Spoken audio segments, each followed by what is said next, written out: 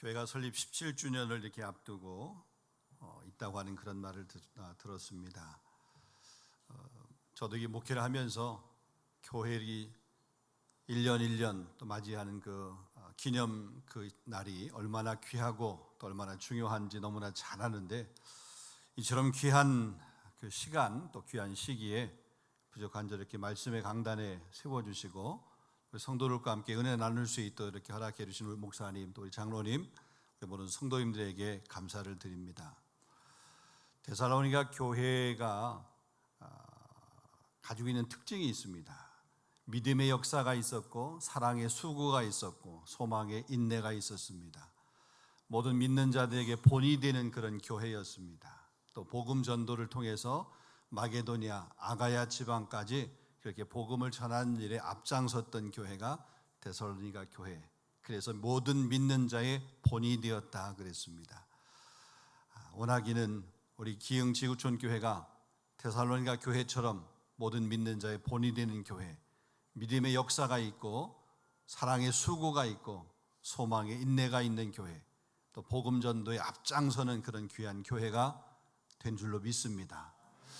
또 우리 그런 교회로 계속해서 더욱더 부흥하고 또 주님 오실 때까지 그렇게 달려가는 교회가 되기를 소망합니다. 또 존경하는 귀한 목사님 교회에 이렇게 말씀을 전할 수 있어서 저희도 기흥 지구촌 교회를 본받는 교회로 열심히 목양하면서 달려가도록 그렇게 하겠습니다. 24년 전에 제가 프랑스에 처음 유학생 신분으로 가게 되었습니다. 7년 동안 이렇게 공부를 한 후에 저도 교회를 개척을 해서 2007년 9월 달에 교회를 개척하게 되었어요. 그러고 보니까 저희 교회도 올해 9월이 되면 17주년을 맞이하게 됩니다. 그러니까 우리 기흥 지구촌 교회가 저희보다는 좀 앞선 교회로, 제가 본받고 따라갈 수 있는 그런 교회로, 본이 되는 교회로 따라간다라고 하는 말이 거짓된 말이 아니고 또 그렇게 달려가려고 노력합니다. 귀한 시간 나누게 되어서 너무 감사하고요. 오늘 이 말씀 가지고 함께 잠시 동안 은혜를 나누기를 원합니다. 우리가 참된 그리스도인으로서 어떤 정체성을 가지고 살아가야 될지, 다시 말하면 참된 그리스도인의 삶이 어떤 삶일지 오늘 이 본문의 말씀을 통해서 같이 한번 잠깐 생각해 보려고 그럽니다. 일반적으로 흔히 말해서 우리가 정체성이라고 하는 말을 많이 합니다. 정체성. 그 말은 존재하며 살아가는 힘, 이것이 바로 정체성입니다. 내가 누구이고 또 내 자신에게 중요한 것이 무엇이고 또 내 삶 가운데 의미 있는 일이 무엇인지를 알고 그것을 바탕으로 살아가야 될 삶의 방향, 목적 혹은 사명을 깨닫고 그것을 위해서 달려가고 그것을 위해서 살아가는 그 삶, 살아가는 그 힘, 이것이 바로 정체성이라고 하는 거죠. 우리 그리스도인들에게 있어서 가장 행복한 시간은 언제일까? 내 자신이 어떤 사람인지를 알 때, 또 다른 말로 얘기하면 내 자신에게서 자유로울 때입니다. 내 자신, 내 자아가 부인되어지고 주님을 온전히 따르기로 결심하는 그 순간 놀랍게도 강해지게 됩니다. 위대해지게 됩니다. 나를 드러내려고 그럴 때, 나의 존재를 이렇게 나타내게 되려고 그럴 때는 한없이 낮아지는 모습이에요. 약해져요. 그런데 내 안에 계신 예수 그리스도, 그분을 드러내게 될 때에 나도 모르게 내 안에서 에너지, 영적인 에너지를 통해서 삶이 강해지는 모습을 보게 됩니다. 아마 이 모습은 여러분의 삶을 통해서 익히 경험하신 그런 삶일 줄로 믿습니다. 언제 어디서든지 자신이 지키고자 하는 그런 삶의 원칙이 분명하고 또 추구하고 싶은 그런 가치가 분명해지는 것은 내가 누구인가, 나의 정체성을 명확하게 깨닫고 알 때입니다.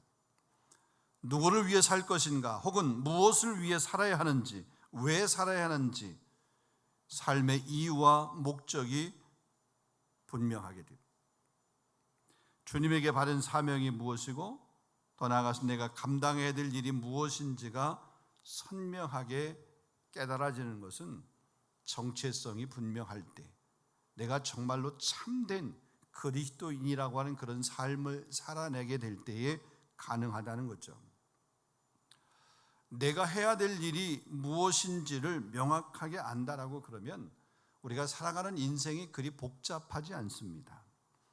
시간을 사용하는 것들도 혹은 물질을 사용하는 것들도 내가 해야 할 일이 명확하면 물질이 낭비되는 일이 없습니다.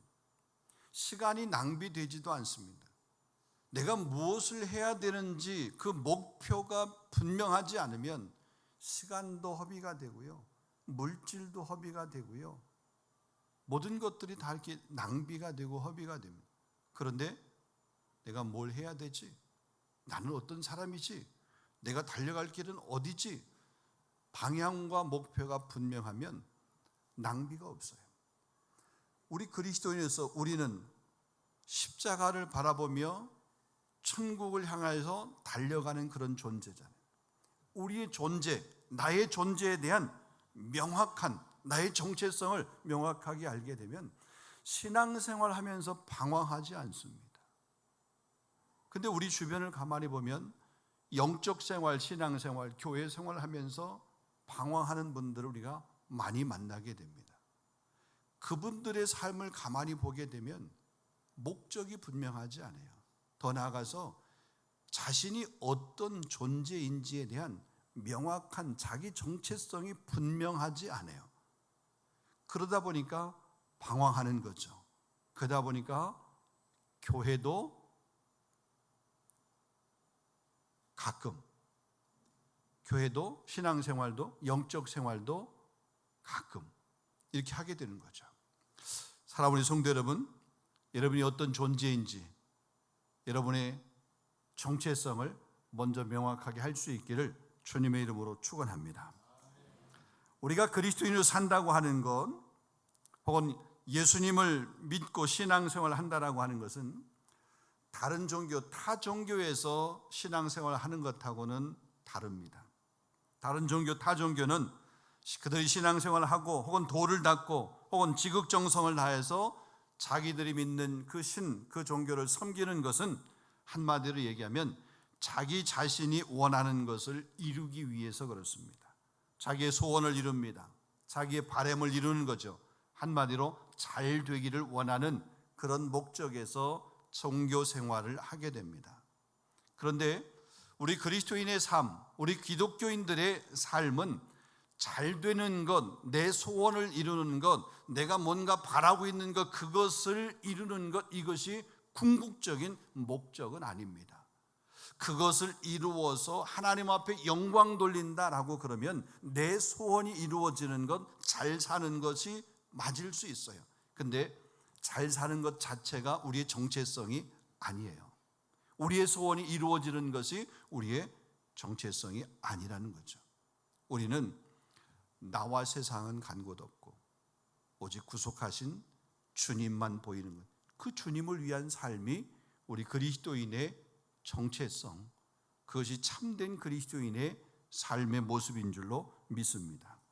그래서 자기를 부인하고 자기 십자가를 지고 주님을 따르는 것, 우리 누가복음 9장 23절입니다. 아무든지 나를 따라오려거든 자기를 부인하고 날마다 제 십자가를 지고 나를 따를 것입니다.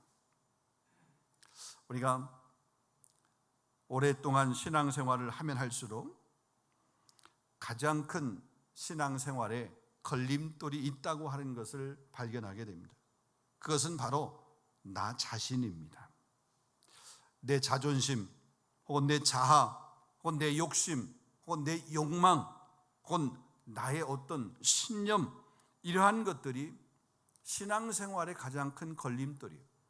하나님과 나 사이의 관계의 걸림돌이 바로 이러한 것들입니다. 나를 힘들게 하고 어렵게 하는 것도 가만히 보면 나의 그 자존심 때문에 그래요. 그래서 고린도전서 15장 31절 말씀 보면 형제들아 내가 그리스도 예수 우리 주 안에서 가진 바 너희에게 대한 나의 자랑을 두고 단언하노니 나는 날마다 죽노라. 바울 사도의 고백을 했습니다. 나는 날마다 죽는다. 여러분, 신앙의 선배였던 이 바울 사도, 그가 고백하기를 나는 날마다 죽노라. 나의 나된 것은 하나님의 은혜이다. 만삭 뛰어나지 못한 나다. 죄인 중에 괴수다.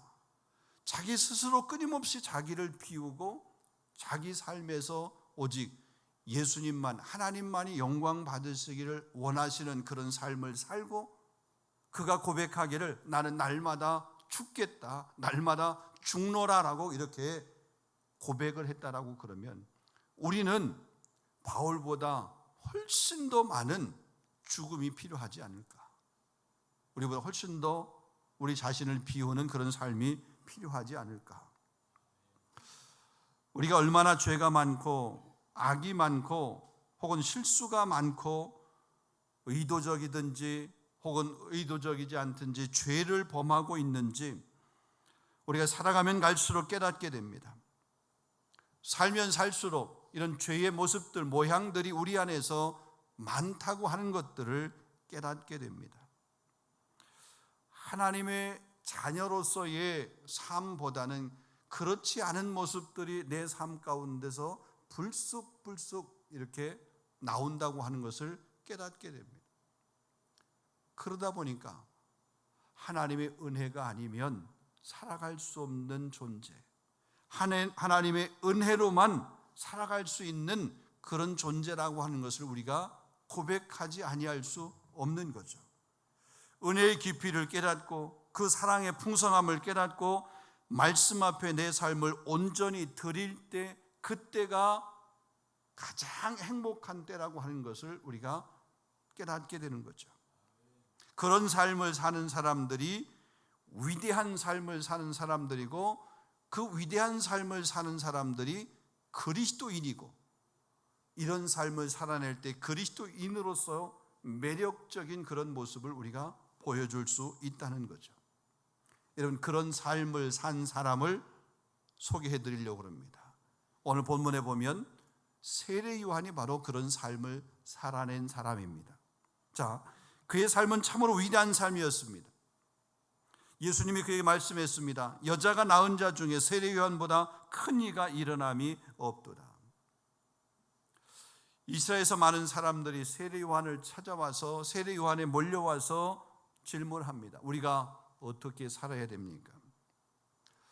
도대체 그가 어떤 사람이기에 많은 사람들이 그에게 찾아와서 자기의 삶을 그에게 맡기며 의존하며 내가 어떻게 살아야 바른 삶을 살 수 있는가? 내가 살아가는 삶의 방식 혹은 삶의 그 방향을 어떻게 정해야 내 삶이 후회하지 않고 바른 삶을 살았다라고 그렇게 이야기할 수 있을까? 세례 요한을 찾아와서 질문하는 거죠. 아니, 그 세례 요한의 삶을 칭찬하는 겁니다. 어떻게 그가 삶을 살았기에, 그의 삶이 어떤 삶이었기에 오늘 우리는 이 세례 요한의 삶에서 참된 그리스도인의 삶의 모습이 어떤 모습일까 같이 한번 생각해보고, 우리도 이 세례 요한처럼 참된 그리스도인의 삶을 살아내는 저와 여러분이 될 수 있기를 주님의 이름으로 축원합니다. 첫 번째로 보겠습니다. 첫 번째는 세례 요한은 자기 부정의 용기를 가지고 있는 사람이었습니다. 자, 세례 요한은 구약의 마지막 선지자인 말라기 이후에 400년 만에 나타난 그런 선지자입니다. 하나님의 말씀에 갈급해 있던 수많은 사람들이 그를 따랐습니다. 수많은 사람들이 그에게 찾아와서 그로부터 세례를 받았습니다. 또 수많은 사람들이 그의 제자가 되었습니다. 심지어 예수님의 제자였던 안드레와 요한도 세례 요한의 제자였습니다. 이처럼 세례 요한은 막강한 영향력을 행사하기 시작했고 또 그런 사람이었습니다. 그런데 그런 사람이었음에도 불구하고 그는 철저하게 자신을 드러내는 것이 아니라 자신을 부인하는 그런 삶을 살았습니다. 오히려 나는 아니다, 나는 아니다, 나는 아니다. 오늘 본문의 말씀 보면 3번씩이나 반복을 해서 나는 아니다라고 그렇게 고백을 합니다. 나는 단지 내 뒤에 오시는 예수 그리스도, 그분의 오실 길을 준비하는 자지 내가 그리스도 아니다요, 내가 엘리야 아니다요, 내가 선지자 아니다는 거예요. 그냥 주님 오실 길을 예비하며 준비하는 사람이다. 자, 그것이 오늘 본문 19절 20절 말씀입니다. 유대인들이 예루살렘에서 제사장들과 레위인들을 요한에게 보내어 내가 누구냐 물을 때에 요한의 증언이 이러하니라. 요한이 드러내어 말하고 숨기지 아니하고 드러내어 하는 말이 나는 그리스도가 아니라 한데. 그러니까 당시에 수많은 사람들이 지휘 고하를 막론하고 이 세례 요한을 찾아온 겁니다. 혹시 이 사람이 메시아가 아닐까? 이 사람이 그 유명한 엘리야, 다시 오신 그 엘리야 선지자가 아닐까? 우리가 이 세례 요한 이 사람을 통해서 구원받을 수 있는 것 아닐까? 그래서 그 세례 요한을 찾아온 것입니다. 그러니까 수많은 사람들의 슈퍼스타가 된 거잖아요. 여러분, 이쯤 되면 사람들은 교만한 마음이 생겨서 우쭐해질 겁니다. 어깨에 힘이 들어가게 되고 목이 곧아질 수 있습니다. 당신이 정말 지혜로운 사람입니다.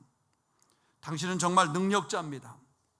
당신에게 어쩌면 그런 은사가 있습니까? 당신에게 어쩌면 그런 능력이 있습니까? 이러면서 칭찬하고 사람들이 모여들고 또 그런 말을 자꾸 듣다가 보면 스스로 높아지는 일이 당연합니다. 주변에서 이렇게 칭찬하고 축켜 세우면 자신도 모르게 자신이 그럴 줄 알고 그런 사람인 줄 알고 힘이 들어가게 되는 것 당연합니다.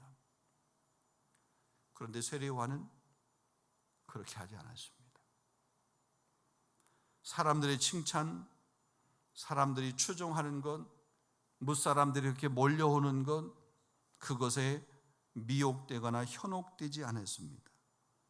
나는 메시아도 아니고, 나는 엘리야도 아니고, 나는 선지자도 아니고, 단지 예수님이 오실 길을 준비하는 사람이라고 그는 단호하게 말을 했습니다. 나는 그냥 그 예수님, 내 뒤에 오시는 그 예수님, 그분의 신발끈을 풀고 매는 것도 감당하지 못하겠노라고 그렇게 겸손하게 자신을 낮췄던 그런 모습을 보게 됩니다. 자기를 부인하는 모습이었습니다. 여러분, 얼마 전에 우리 한국 매스컴에서 크게 오르내렸던 김호중 가수의 그 사건을 우리는 기억할 것입니다. 엄청난 인기를 누렸던 트로트계의 황제잖아요. 트로트계의 파바로티라고 그렇게 불려지잖아요. 그런데 그가 하루아침에 그의 명성 혹은 그의 인기 이 추락되고 말았습니다. 무엇 때문에 그랬습니까? 자기 부정에 용기가 없었기 때문에 아닙니까?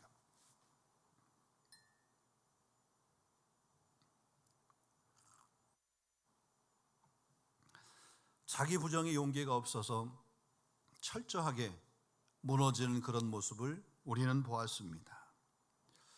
여러분, 이 김호중이라는 가수 이 한 사람만이 아닙니다. 많은 사람들이 자기 부정이 안 돼서, 자기 부인이 안 돼서, 내려놓음이 안 돼서 무너지는 경우들을 우리는 많이 보게 됩니다. 목사님들 가운데도 이런 분들이 간혹 계십니다. 교회를 많이 부흥시켰던 목사님들 가운데 마지막에 자기 부정이 안 되어서 그 노년의 그 후의 삶이 처참하게, 그 말년의 삶이 처참하게 맞이하는 그런 분들도 계십니다. 성도들 가운데도 마찬가지입니다.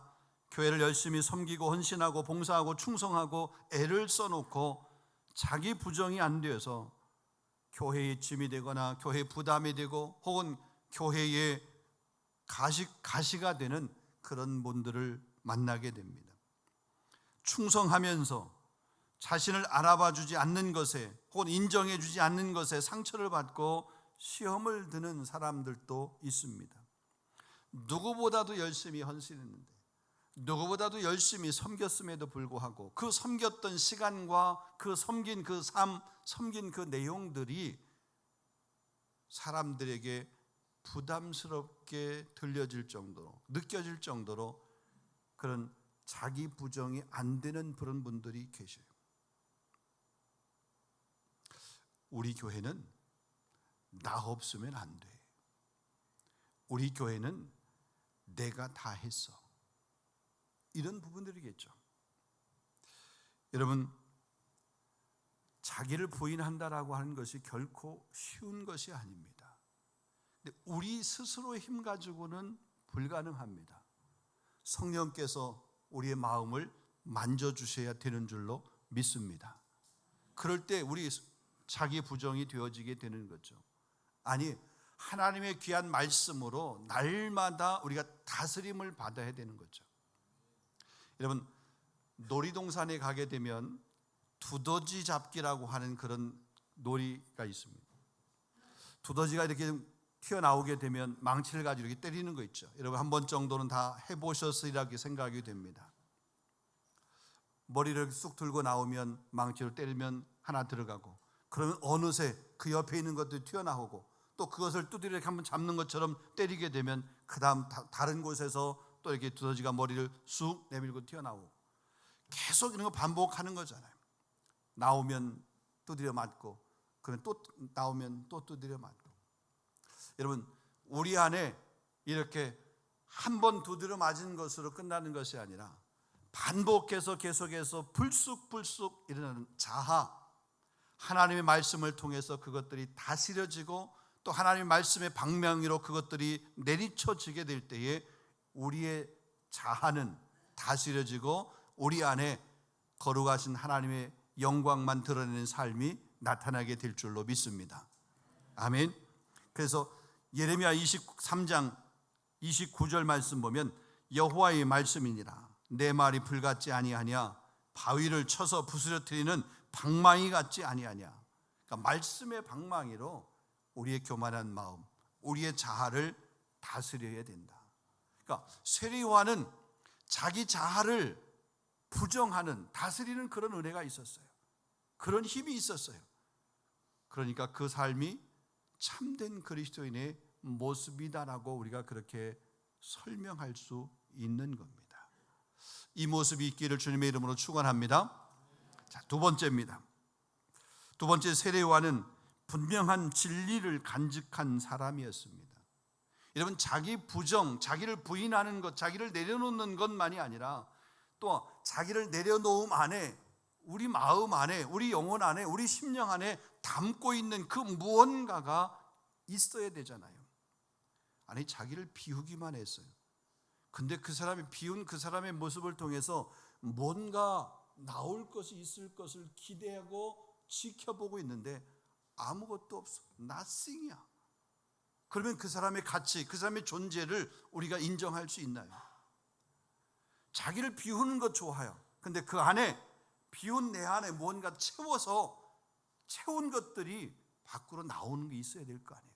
자, 오늘 이 세례요한의 말씀 보면, 본문을 보면 23절, 이르되 나는 선지자 이사야의 말과 같이 주의 길을 굳게 하려고 광야에서 외치는 자의 소리라 하니라. 이사야서 40장 3절 말씀, 이사야 예언의 말이 무엇입니까? 외치는 자의 소리여 이르되 너희는 광야에서 여호와의 길을 예비하라, 사막에서 우리 하나님의 대로를 평탄하게 하라. 그러니까 세례요한은 자기 자신을 광야에서 외치는 소리라고 그랬어요. 다른 말로 얘기하게 되면 그가 외칠 것이 있는 사람이었습니다. 그 안에 뭔가를 외칠 수 있는, 그 입을 통해서, 그 삶을 통해서 뭔가를 다른 사람들에게 줄 수 있는 것이 있는 사람이었다는 거죠. 근데 그 세례 요한의 외침이 무엇이었습니까? 나는 지금까지 이런 삶을 살았다. 자기가 살아온 삶을 소개한 것이 아니라 시대의 아픔을 보면서, 시대를 보면서 회개를 선포한 사람, 하나님 나라 천국을 선포한 사람. 그래서 그의 메시지는 회개하라 천국이 가까웠느니라 라고 하는 그런 말이었습니다. 여러분, 회개하라고 하는 말은 언제 해당이 됩니까? 언제 회개하라고 하는 말을 해야 되죠? 정상적인 삶을 살지 못할 때, 환경이 정상적이지 않을 때, 잘못을 범했을 때, 양심이 무너져서 아무 감각이 없고 죄의식이 없을 때에 외치는 말이 회개하라라고 하는 그런 말입니다. 세상에서 많은 사람들이 성공하려고 합니다. 성공을 위해서 달려갑니다. 그러다 보니까 때로는 권력에 아부하게 됩니다. 돈이 주인이 됩니다. 양심이 무너집니다. 불의가 판을 치는 세상이 되고 공정과 상식이 무너진 세상, 이런 모습이 되어져 가게 됩니다. 세상의 사람들이 성공을 위해서 이런 삶을 조금도 주저하지 않아요. 그런데 세상의 사람들만 그런 것이 아니라 그리스도인들도 세상의 사람들과 별반 다름이 없는 모습들도 보여지는 안타까운 모습이 있습니다. 아니, 어쩌면 더 세속적인 그런 삶을 살아가는 그리스도인들도 있는 모습을 우리가 보게 됩니다. 세례 요한, 이런 세상의 모습을 보면서 그 세상을 변화시키려고 그랬습니다. 아니, 그 세상을 향해서 비판하고 그 세상을 비난하기만 한 것이 아니라 책임지고 변혁시키고 책임지고 변화시키려고 그가 전한 메시지는 회개하라, 이런 메시지였다는 거죠. 그러니까 이 세례와는 세속적인 가치가 얼마나 무가치한 것인지를 잘 아는 사람이었습니다. 여러분, 이것을 아는 사람이 그리스도인이고 이것을 아는 그리스도인이 매력적인 그리스도인입니다. 세상의 가치가 중요한 것이 아니라 그 세상의 가치보다는 하나님 나라의 가치가 중요한 거예요. 세상의 삶을 위해서 분투하는 삶도 필요하지만 하나님 나라를 세워가는 일을 위해서 열방과 세상 가운데 빛과 소금의 역할을 사는 삶이 중요하구나, 이것을 깨닫고 그 삶을 살아내는 사람이 매력적인 그리스도인이라고 하는 거죠. 세상을 향해서, 믿지 않는 세상 사람들을 향해서 우리가 예수님을 믿으라고, 교회에 나오라고, 혹은 복을 받으라고 그렇게 말을 하면서 우리가 추구하는 그런 가치, 혹은 우리가 생각하고 있는 삶의 방식들, 이런 것들이 세상 사람들이 추구하는 그 세상적인 것, 세속적인 것과 하등의 차이가 없다라고 그러면 세상 사람들이 우리를 보면서 본받을 일이 없잖아요. 우리 안에서 뭔가 매력을 발견할 수 없잖아요. 우리가 그리스도인이라고 그러는데 그리스도인의 색깔을 세상 사람들이 볼 수 없잖아요. 내가 그리스도인이라고 하는 것, 내가 기흥 지구촌 교회 성도라고 하는 것, 우리 공동체 식구라고 하는 것들을 세상 사람들이 볼 수 있는, 나의 그 색깔을 세상 사람들이 구별할 수 있고 볼 수 있는 그런 삶의 모습이 있어야 되잖아요. 여러분, 그 삶을 보일 수 있는 여러분 될 수 있기를 주님의 이름으로 축원합니다. 그러기 위해서 회개하라라고 하는 것만 선포하는 것이 아니라 세례 요한이 선포했던 것처럼 천국이 가까웠다라고 천국을 선포할 수 있는 그런 사람이 되어야 됩니다. 메시지를 전하는 사람을 우리가 메신저라고 얘기합니다. 전에는 사실 메신저보다는 메시지가 더 중요했어요. 그래서 메신저의 삶, 이것보다는 메시지의 그 중요한 것 때문에 많은 사람들이 그 메시지로 인해서 사람의 마음이 움직여지고 따르고 그랬습니다. 근데 요즘은 가만히 보면 메시지도 중요하지만 그에 못지않게 메신저의 삶이 더 중요한 것을 보게 됩니다. 아무리 좋은 말도요, 그 말을 하는 사람이 형편없는 삶을 살아내게 되면 그 사람이 하는 말에 별로 공감하지 않습니다. 우리가 전하는 메시지는 사실 얼마나 귀한 건가요? 성령의 감동으로 기록된 이 하나님의 말씀, 이 말씀을 우리가 주변의 사람들에게 전할 때 이 말씀은 청황무호하고 1.1획도 변함이 없는 우리의 혼과 영혼, 관절, 골수를 찔러 쪼개기까지 하는 그런 생명의 말씀이잖아요. 우리를 구원하는 영생의 이 말씀이 있잖아요. 그런데 이 말씀에 오류가 있나요? 없잖아요. 이 말씀이 얼마나 능력이 있어요. 근데 이 능력이 있는, 오류가 전혀 없는 생명의 말씀을 전하는 메신저, 우리가 그 삶을 온전히 살아내지 못한다라고 그러면 우리가 전하는 이 생명의 말씀이 다른 사람들에게 별로 의미가 없게 들려지는 거잖아요. 그래서 우리가 메신저의 삶도 잘 살아내야 될 줄로 믿습니다. 자, 우리는 천국에 대한 가치를 보여줄 수 있어야 됩니다. 자, 이 세례 요한은 천국을 외쳤습니다. 누가 천국에 대해서 외칠 수 있는 사람입니까? 천국에 대한 확신이 있는 사람, 천국에 대한 믿음의 확신이 있는 사람만이 천국을 외칠 수 있습니다. 천국에 대한 확신이 없으면 그 외치는 외침이 공한 메아리가 됩니다. 누구에게 우리가 헌신을 요구하려고 그러면, 누구에게 그 헌신을 외치려고 그러면, 누구에게 그 헌신을 권면하려고 그러면 내가 먼저 헌신된 삶을 살아내야 됩니다. 우리 주변의 사람들에게 사랑을 얘기하려고 그러면 내 안에 사랑이 있어서 사랑의 삶을 보여주어야 다른 사람들에게 사랑을 이야기할 수 있는 거죠. 기도하라고 우리 주변의 사람들에게 기도를 권면하려고 그러면 내가 먼저 기도하는 자의 모습, 기도하는 자리를 사모하고 기도하는 자리에 서야 되잖아요. 누군가에게 예배에 대해서 말하려고 그러면 내가 먼저 예배자가 되어야 되잖아요. 내가 먼저 예배자로 서 있어야 되잖아요. 내가 먼저 주일을 지키는 자가 되어야 주일 성수에 관해서 누구에게 말할 수 있는 거잖아요. 나도 주일 성수를 잘 못하면서 주변의 분들에게 주일 성수하라고 예배하자고 얘기하게 되면 말은 안 하지만 속으로 그럴 겁니다. 너나 잘하라 이럴 거잖아요. 그러니까 우리가 먼저, 내 자신이 먼저 그런 삶을 살아낼 수 있어야 된다는 거죠. 교회를 우리가 때로 비난하거나 혹은 교회를 비판하는 그런 사람들을 우리가 만나게 됩니다. 만약에 교회를 비난할 수 있는 자격을 가진 사람이 누구일까? 이 세상에서 교회를 비난할 수 있는 자격을 가진 사람은 없습니다.